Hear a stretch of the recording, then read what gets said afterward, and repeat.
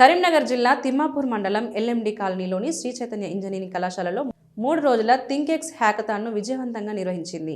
ఈ కార్యక్రమం innovative ideas, సాంకేతిక పరిష్కారాలు మరియు ప్రోడక్ట్ డెవలప్మెంట్పై దృష్టి సారించి విద్యార్థులకు సృజనాత్మకంగా ఆలోచించి సమస్యలను పరిష్కరించే వేదికను అందించింది.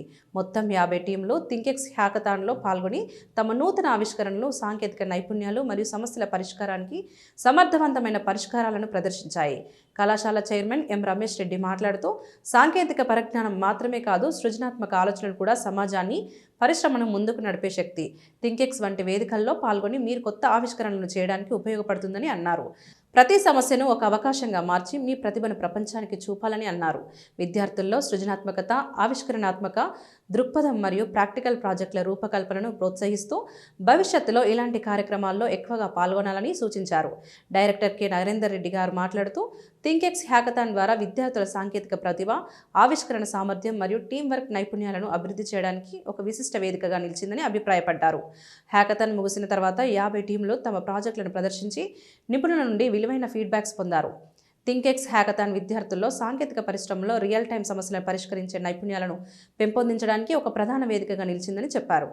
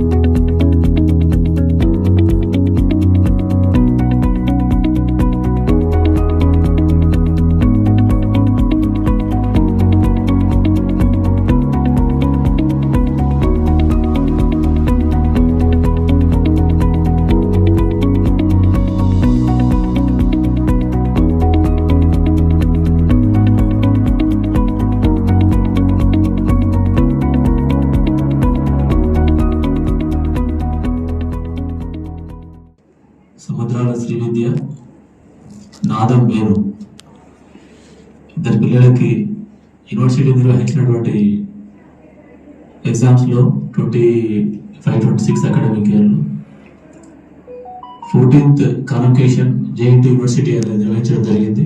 అందులో మా ఇద్దరు పిల్లలకి శ్రీవిద్య వచ్చేసి కంప్యూటర్ సైన్స్ డిపార్ట్మెంట్లో, అదేవిధంగా నాదం వేణు వచ్చేసి సివిల్ ఇంజనీరింగ్ డిపార్ట్మెంట్లో వాళ్ళకి గోల్డ్ మెడల్స్ రావడం జరిగింది. మరి ఈ సందర్భం పురస్కరించుకొని నా యొక్క శుభాకాంక్షలు పిల్లలిద్దరికి కూడా, అదే రకంగా వాళ్ళ తల్లిదండ్రులకు కూడా నా యొక్క శుభాకాంక్షలు, అభినందనలు.